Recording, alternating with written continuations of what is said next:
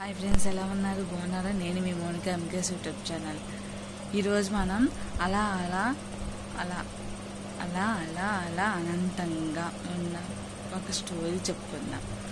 తాడిమెట్టి శ్రీదేవి గురించి అన్నమాట. కదలకుండా కూర్చోలేవరా, బొంగరంలా తలాడిస్తూ ఉంటే జడెలా వేస్తాను? గట్టిగా కసిరింది సుందరి. తన 6 ఏళ్ల కూతురు ఉషాను నీకెంత విసుగేమితో పిల్లల్ని అలా కసురుకుంటే ఎలా? నెమ్మదిగా చెప్పేలా చెప్పాలి గాని అక్కడే పేపర్ తిరిగేస్తున్న సుందరం అన్నారు. ఓ అబ్బో, చెప్పేలా చెప్తే వినే పిల్లలేనా వీళ్ళు? పోనీ మీకెంత ఓపిక ఉంటే మీరు చెప్పొచ్చు కదా. అక్కడికి మీరేమో వాళ్ళకి పరమ శాంత స్వరూపులు, నేనేమో రాకాసిని అనేనా మీ విద్యాసం? హోంవర్క్ చేయించడము, చదివించడము అన్నీ నేనే చూసుకోవాలి. అసలే నేను సిలబస్ ఎక్కువగా ఉంటుంది. మధ్య మధ్యలో పరీక్షలు ఒకటి, అవి వాళ్ళకు నాకు అర్థమై చావడం లేదు. ప్రాజెక్టులు, డ్రాయింగ్లు అంటూ దుంప తెంచేస్తున్నారు. వాటి కోసం బజార్ల తిరిగి తిరిగి నా తల ప్రాణంతోకి వస్తుంది, విసురుగా అంది సుందరి. అందుకే కదుతో నిన్ను ఉద్యోగం చేయొద్దని చెప్పాను. 2 చేతుల కష్టపడలేవని అన్నాను. ఈ చాకిరి 10 ఉద్యోగాలు పెట్టు, ఈ ఓ ముప్పు మొర్బాని ఏమన్నా ఉన్నాయి కనుకనా గాని గెద్దు బతికై రోడ్డు కోడుతోంది. 3 సంకల్లో తిప్పింది. కదలొద్దన్నానా? చెప్తే వినవా?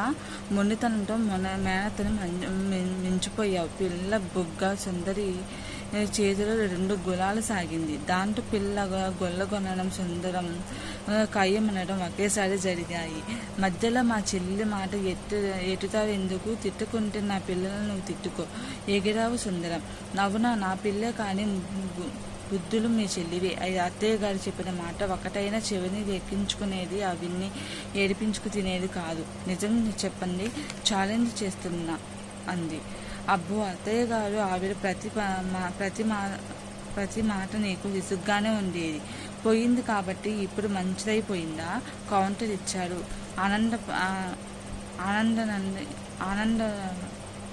ఆనందనండి ఎంత బాగా చూసినా నేను పరాయింటి నుంచి వచ్చిన దాన్ని అనగా మీరు ఒకటి ముక్కు చీరేసింది చాలే, నెట్టి మీద నేలకొండ ఉంటుంది. ఎప్పుడు ఆ రవి గారు ఇంకా బాత్రూమ్ నుంచి వచ్చినట్లు లేదు. స్కూల్కి టైం అవుతుందని ఏమైనా జ్ఞానం ఉందా వాడికి? ఏమైనా అంతే సమాధానం చెప్పకుండా నుంచుంటాడు. నాని ముచ్చు వెదవ చురుకు లేకుండా మన్ను తిన్న పాములో ఉండటం ఎవరికి పోలిక వచ్చిందో వ్యంగ్యంగా అన్నాడు. మీరు డైరెక్ట్గా అనకపోయినా మా అన్నయ్యకి అంటున్నారని తెలుసు. ధైర్యం ఉంటే నాల మొహం మీద అనాలి. అలా మేలిక మాటలు మా మాట ఆ ఇంట వంట లేవు, దిలిపేసింది సుందరి. అవును పాపం, మిమ్మల్ని చెప్పే ఎవరైనా చెప్పాలా? ఎదుటివాడిని దులిపేయడమే నిజాయితీ అనుకుంటారు. ఎక్కడికి పోతుంది పుట్టుకతో వచ్చిన బుద్ధి? అవును, పుడకలతో కానీ పోదు. నిందిట్లోనే ఇలాంటి మాట్లాడటం మీకే విసురుగా జడ వేయడం ముగించింది. పిల్లను ముందుకు తోసింది. అద్దంలో చూసుకున్న ఉష, ఇవాళ బుధవారం, స్పోర్ట్స్ డే కదా, వైట్ రిబ్బన్స్ వేయాలేదేంటని అంటూ రాగం తీసింది. కావలసిన రిబ్బన్లు ముందే తెచ్చి పెట్టుకోలేవా అంటూ అయాక మొదలు పెడతావు. నేనేదో ఖాళీగా ఉన్నట్టు పొద్దున్న నుంచి వండి చేస్తూ చేసుకుంటున్నాను. ఇంకా క్యారియర్లు సర్దాలి. కాసిన కాఫీ నీళ్ళు గొంతులో పోసుకోవడమే కష్టం అయిపోతుంది. జీరగా ధ్వనించిన సుందరి గొంతు. ఏదో బండరెత్తిపోయినట్టు ఆపసొప్పలు పడతావు. ఎప్పుడు చూసినా ఎవరి ఇంట్లో పని వారు చేసుకోవడం కూడా బ్రహ్మాండమే. భర్త మాటల్లోనే వెతకడానికి సుందరికి ఒళ్ళంతా కారం రాసినట్లయింది. అదే మరి నేను మెతుకొని మీరు ఆఫీస్కి వెళ్ళలోగా ఒక చెయ్యి వేస్తే నాకు పని తేలికవుతుంది కదా. ఒక చెయ్యి వేస్తే నాకు పని తేలికగా ఉంటుంది, పని తేముడుతుంది కదా. మా అన్నయ్య చక్కగా సాయం చేస్తారు. మా వదిన అదృష్టవంతురాలైంది, నెట్టింది. అలా అడగండి పనులు చేయడం. మా ఇంట వంట లేదు, ఈసారించాడు సుందరం. మా ఆఫీస్లో పనిచేసే మాధవి గారి ఇంట బయట ఎంత బాగా సమర్థించుకొస్తుందో. ఎప్పుడు చూసినా నవ్వు మొహంతోనే ఉంటుంది. పనుల్లో కూడా మగాతేరాలు చూపించడంలోని మీ సంస్కారం బయటపడుతుంది. మీరు తెగ పొగిడేస్తున్నారే ఆ మాధవి గారిని. దానికి కారణం ఆవిడ భర్త కృష్ణమూర్తి గారు. ఆడ పని మగ పని అని తేడా లేకుండా ఇద్దరం అన్నీ కలిసి చేసుకుంటే సుఖంగా ఉంటామని ఆవిడే చెప్పాడు. ఆ విషయం మాత్రం తమరికి ఎక్కడ సర్లేండి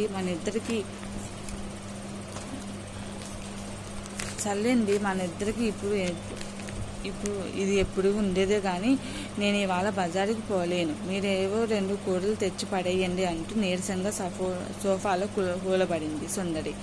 ఏమిటలా అయిపోతున్నావు? జ్వరం గాని వచ్చిందా ఏమిటి? సుందరి మెడ మీద చెయ్యి వేస్తూ ఆదాదుగా అడిగాడు. డాక్టర్ దగ్గరికి తీసుకువెళ్ళనా అని భర్త ఆదరంగా అడిగిన తిరిగి ఆమె కళ్ళలోకి నీరు చేరింది. ఏమిటిది చిన్నపిల్లలా అంటూ ప్రేమగా దగ్గరకు తీసుకుని కళ్ళొత్తాడు. మరేం లేదు, నేను బాగానే ఉన్నాను అని సుందరి చెప్తున్న వినకుండా ఆఫీస్కు ఫోన్ చేసి సెలవు చెప్పేశాడు. కూరగాయలు తెచ్చారు, వంటలో సాయం చేశారు. ఆ రోజంతా ఒకరికి ఒకరు అన్నట్లు గడిపాడు. చీటీ మాటికి ఒకరినొకరు బాధ పెట్టుకోకూడదు అని నిర్ణయం చేసుకున్నాడు. మా అమ్మమ్మ చెప్పేది ఏంటంటే భార్యాభర్తల తగువులు అద్దం మీద ఆవగింజలాంటివి, ఎంతసేపు నిలవు అని అంది సుందరి. అలాగా, నేను ఇంకోటి ఏదో విన్నానని చిలిపిగా అన్నాడు సుందరం. ఏం విన్నాడేంటి అది అంది సుందరి. నువ్వు దాచుకుంటూ ముగ్గురు పిల్లల గొడవల్ని పడక గదిలో పరిష్కారం అయిపోతాయంట. గొప్ప రహస్యం చెప్పినట్లు చెప్తున్న భర్తను చూసి కిలకిలా నవ్వింది. అడమడికలో లేని ఆనందంతో ఆ ఇద్దరు ఆదమడిచాడు. ఆ రోజు మర్నాడు సుందరం బాత్రూం నుంచి అడుస్తున్నాడు. ఎన్నిసార్లు చెప్పాలి సోప్ అవగానే కొత్తది పెట్టమని? ఇంత బద్ధకం ఏమిటి అసలు నీకు అంటాడు. అప్పుడు సోపు ఉందో లేదో చూసుకోకుండా బాత్రూంలోకి దూరి కూర్చుంటాడు. వంట పని పిల్లల పని చూడనా, మీకన్నీ అందిస్తూ కూర్చోనా, పైగా బద్ధకం అనడం ఒకటి, మిమ్మల్ని పెంచి నాకు కట్టబెట్టిన మహాతల్లి అనాలి అసలు అని అంటుంది. మాటలు జాగ్రత్తగా రాని, మధ్యలో మా అమ్మేం చేసింది ఎప్పుడు ఆడిపోసుకుంటావు ఇప్పుడు అసలు ఆవిడ ఈ ఊసెందుకు అంటాడు. ఆవిడ ఊసెందుకు అంటారేమిటి? మా వాడంటే మంచివాడు, బుద్ధిమంతుడు, ఇంకొకరు ఉండడని మా వాళ్ళని బుట్టలో వేసుకుంటే ఆవిడే కనుక. మా అమ్మాయికి నోట్లో నాలుక లేదు, అమాయకురాలు అని మీ నాన్న చెప్పాడుగా. అంతే ఏమిటప్పుడు? నేను గయ్యాలినా?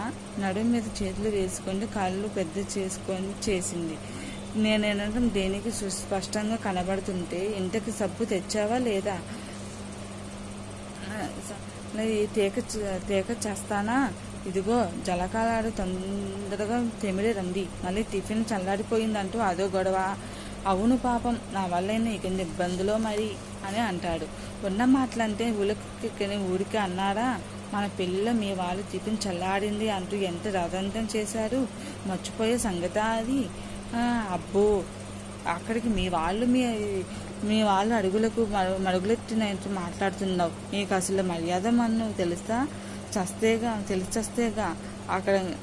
ఆగండి అక్కడ, మా వాళ్ళ మర్యాదలకే వంకలు పెడుతున్నావా అంటూ కాశీ ప్రయాణం అప్పుడు గడ్డం కింద బెల్లం మొక్క పెట్టిన మా అన్నయ్యకి కాస్త మంచి ప్యాంట్ షర్టు పెట్టడానికి మొహం చూసుకున్నారు మీ వాళ్ళు. మీరు మా వాళ్ళకి పెట్టిన బట్టల మాట ఏమిటి? మంచివాళ్ళు కాబట్టి అల్లరి చేయలేదు అంతే. మీరు మీ మంచితనాల సుందరి మూతి 30 వంకలు తిప్పుతుంది అని 30 వంకలు తిప్పింది. చాలే, ఎక్కువగా తిప్పకు, చోరులకు చస్తున్నా అని. అవును, ఎందుకు చూడగలుగుతావు? పెళ్ళైన కొత్తలో ఇదే మూతి తెగ ముద్దొచ్చేది. అంతేలేండి, మగవాళ్ళు మనస్సులు శ్రావణ మేఘం లాంటివి అని ఊడికి అనలేదు. ముక్కు ఎగవల్చింది సుందరి. శ్రావణ మేఘంలో నువ్వు వర్షిస్తూ అంటావే ఎక్కిరింపులా అన్నాడు సుందరం. శ్రావణ మేఘాలు ఎప్పుడు కురుస్తాయో మనతాయో చెప్పలేనట్లు మగాళ్ళ ప్రేమలు కూడా అంతే మడిపోతాయా? ఏదొచ్చి మా ఆడవాళ్ళని ఎర్రి మొహాల ముక్కు చీరేసింది. అయ్య బాబోయ్, ఎప్పుడు కుళాయి విప్పకు, నాకు ఆఫీస్ టైం అయిపోతుంది అంటూ గబగబా టిఫిన్ నోట్లో కుక్కోవడం మొదలుపెట్టాడు. నెమ్మదిగా తినండి, పొలమాడగలదు, కంగారుగా అంటూ మంచినీళ్ళ గ్లాస్ తెచ్చి టిఫిన్ మని ప్లేట్ పక్కన పెట్టింది. గడగడ మంచినీళ్ళు తాగి లేచాడు. హెల్మెట్ సోఫాలో పెట్టాడు. మర్చిపోకండి అంటూ జాగ్రత్తగా వెళ్ళిరండి.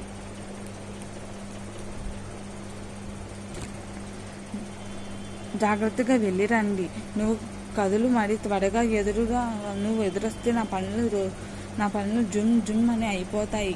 సాయంత్రం త్వరగా వచ్చేస్తాను. పిల్లలు స్లిప్ టెస్టులు అయిపోయాయన్నావు కదా, పార్కుకి వెళ్దాం సరదాగా. మీరేరి హుషారుకు గడప దాటారు సుందరం. నేను ఎదురు రాకపోతే ఈయనకు మనసులో ఉండదు. ముడిపెంక అనుకుంటూ నవ్వుకుంటుంది. సాయంత్రం పిల్లలు సుందరి రెడీ అయి ఎదురు చూపులు మొదలు పెట్టారు. త్వరగా వస్తానన్నవాడు మామూలు టైంకి కూడా రాకపోయేసరికి పిల్లలు ఉసురుమంటూ టీవీ ముందు కూర్చున్నారు. ఏదో అర్జెంటు పని తగిలి ఉంటుంది.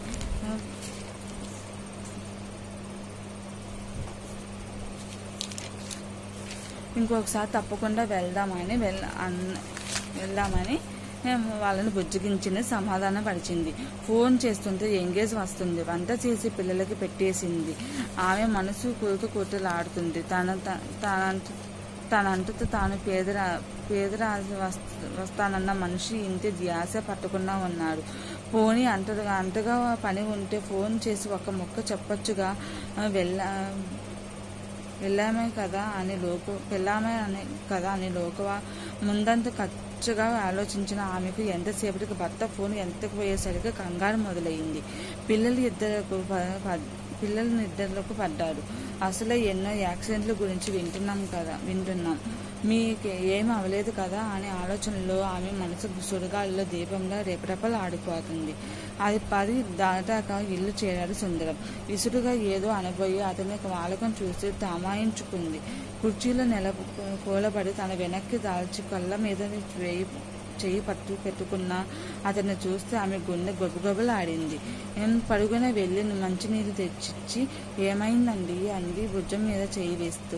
మా ఆఫీసులో స్వీపర్ శాంతమ్మ చాలా మంచిదని, భర్త పోయాక జాబ్ చేస్తున్న పిల్లలిద్దరికి కష్టపడి చదివిస్తుందని చెప్పాను కదా. అవును, 2 ఆడపిల్లల తల్లికి సాయంగా ఉంటూ కష్టపడి చదువుకుంటున్నారని చెప్పారు కదా అంది. అయితే అన్నట్లు చూస్తూ శాంతమ్మ ఇవాళ ఉన్నట్లుండి పడిపోయింది. హాస్పిటల్కి తీసుకెళ్ళడం. ఆమెకి లంగ్ క్యాన్సర్ అంట. బాగా ముదిరిపోయిందంట. చాన్నాళ్ళుగా దగ్గు వస్తుంటే ఏదో మందు వేసుకుంటూ నెట్టుకొస్తుంది. పిల్లల్ని తప్ప తన అనారోగ్యం పట్టించుకోలేదు. పిల్లలు 10th ఇంటర్ చదువుతున్నారు. ఆమెకి ఏమైనా అయితే ఆ పిల్లలు ఏమైపోతారు పాపం బాధపడ్డాడు. భర్త సున్నిత మనసత్వం తెలిసిన సుందరికి అంతా అర్థమైంది. బాధపడకండి, మరి చిన్నపిల్లలు కాదు కదా, కష్టం సుఖం తెలిసిన వాళ్ళు. ఆఫీసులో అందరూ తల కొంత సాయం చేస్తే వాళ్ళ కాళ్ళ మీద వాళ్ళు నిలబడతారు. దిగులు పడితే లాభం ఏమిటి? ముందు జరగాల్సింది చూడాలి. మా రంగనాథ మామయ్య పేద విద్యార్థులకు సాయం చేస్తూ ఉంటారు. ఎవరైనా కష్టపడి చదువుకునే పేద పిల్లలు ఉంటే చెప్పమని ఫీజులు కడతానని చాలాసార్లు చెప్పారు. ఆయన పిల్లలిద్దరూ కూడా బాగా సంపాదించుకున్నారు. తన టెన్షన్తో మంచి పనులు చేయాలని ఆయన తపన. వీళ్ళ గురించి ఆయనకు చెబుదాం. పెట్టలేకపోయినా పెట్టే చేయి చూపించాలంటారు. ఇంకా ఆలోచనలు వదిలి లేవండి, ఫ్రెష్ అయి వస్తే అన్నం వడ్డిస్తాను. చెయ్యి పట్టి లేవదీసింది. నువ్వు చాలా తెలివి సమర్థత ఉన్నదాన్ని సుందు. ఎంత పెద్ద సమస్యనైనా ఇట్టే తెలిచేస్తావు. నీ మాటలతో నా మనసు తేలిక పడింది మనసు పూర్తిగా అన్నాడు సుందరం. నన్ను తర్వాత పోగొచ్చుకోగాని ముందు మరింటికి ఇలా కదిలిపోవడం మూసుకోవాలి. ఆయన కష్టాలేవి మనుషులు కాక మనలకు వస్తాయా? చిరునవ్వుతో అంటున్న భార్య వైపు ప్రేమగా చూశాడు. నవ్వుకుంటూ వంటింట్లోకి నడిచింది సుందరి. బావగారు స్పాట్ వాల్యుయేషన్కి వెళ్తున్నాడంట. చెల్లాయి పిల్లల్ని తీసుకొని వస్తానని ఫోన్ చేసింది. 10 రోజులు ఉంటుందంట నెమ్మదిగా అన్నాడు సుందరం. ఆహా, అన్నలంగాడికి చెల్లెలంగాడికి నుంచి ఫోన్ వచ్చిందన్నమాట. ఎప్పుడైనా ఒకసారైనా ఇలా రావాలనుకుంటున్నాను. నీకు పుట్టింటికే వెళ్ళే ప్లాన్ ఏమైనా ఉందా అని మాట వరుసగానే అడిగిన పాపాన పోలేదు. ఈసడింపుగా అంది సుందరి. ఎవరికి చేస్తే ఏమిటి తేలిగ్గా తీసేయిపోయావు. అవునవును, ఇలాంటి వాటికి మీకేం పట్టింపులు ఉండవు. అదే మా వారు ఎవరైనా ఏ ఊరో వెళ్తూ దారే కాదని ఒక్క పూత దిగిన ముందు చెప్పి రాలేదేమో అని గుంజుకుంటారు. సర్లే పోయి దానికి మాత్రం ఎవరన్నారు? ఎక్కడికి వెళ్తుంది? కావాలంటే అది వచ్చి వెళ్ళాక నువ్వు పుట్టింటికి వెళ్ళి 4 రోజులు 10 రోజులుండిరా నచ్చ చెప్తున్నట్లు అన్నాడు. మీరంతా సోప్ చేయక్కర్లేదు లేండి. ఆడపడుచు ఇంటికి వస్తానంటే ఏడ్చక రకాన్ని కాదు. కాకపోతే నాకు ఇవ్వాల్సిన గడువు నాకు ఇవ్వడం లేదనే నా బాధ. ఏదో లేదు చిన్నపిల్ల, దానికి లాంటివి తెలియవు. ఏమిటో చిన్నపిల్ల? నాకంటే ఆవిడ గారు 6 నెలల చిన్న కంటే నేను మీకు నా పాసిదానిలో కనబడతాం. ఆవిడ చిన్న బొట్టిలో కనపడతాం మామూలు పోయింది. ధ్వజం ఎత్తింది. ఇంతకీ ఏమంటావు? విసుగు ధ్వనించింది అని అతని గొంతులు. ఏమంటాను? ఏమైనా అనటానికి నా మాట ఎప్పుడు చెల్లిందని వదిన మరదలు అన్నాక చీరలు సింగారించుకొని పెళ్ళిళ్ళకి పేరంటాలకి తిరగడమే కాదు, ఒకరికొకరు సాయం చేసుకోవాలి. మా పుట్టింటికి వెళ్తే నేను మా వదిన సరదాగా కబుర్లు చెప్పుకుంటూనే అన్ని పనులు చక్క పెట్టుకుంటాం. మీ చెల్లెలు వచ్చిందంటే ఏటు పుల్ల అటు పెట్టదు. ఎంతసేపు ఆ ఫోన్ పెట్టుకునే కూర్చుంటుంది. పిల్లలను కూడా పట్టించుకోదు. ఇక పనమ్మాయి చుట్టాలు వచ్చారంటే సారీ ముందే నాగాలు పెడుతుంది అని పనులు చేయలేక నా నడుము పడిపోతుంది. సుందరి మాటల్లో నిస్సహాయత కనబడింది. ఆమె మాటల్లో నిజం సుందరం మనసుకు తాకింది. ఈసారి నేను కూడా కొంత సాయం చేస్తాను సరేనా? ఓదార్పుగా అన్నాడు. సర్లేండి, ఏదో నా బాధ చెప్పాను అంతే. రానివ్వండి. ఆడపడుచు అంటే అర్ధమొగుడు అంటాడుగా.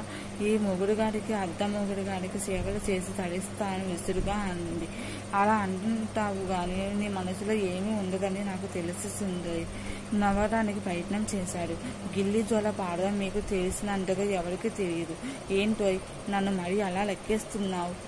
మరే ఎందుకంటే మీరందరూ లెక్కల్లో మనుషులు కదా. బాబోయ్, ఇక్కడి నుంచి పాడిపోవడం న్యాయం. అవును, ఎప్పటి నుంచి నాకు డౌట్. అసలు మన జాతకాలు కలిసాయని సిద్ధాంత గారు ఎలా చెప్పారంటావు? సిద్ధాంత గారు ఎలా? ఎప్పుడు ఏదో ఒక పోట్లాట క్వశ్చన్ మార్కు మొహం పెట్టిన సుందరంతో. అదేనయ్యా, సుందరం సంసారంలో సరిగమాలంటే బోధ చేస్తున్న అరచేయి పైకెత్తి చూపించింది నవ్వేసింది సుందరి. నచ్చితే లైక్ చేయండి, షేర్ చేయండి, సబ్స్క్రైబ్ చేయండి ఫ్రెండ్స్.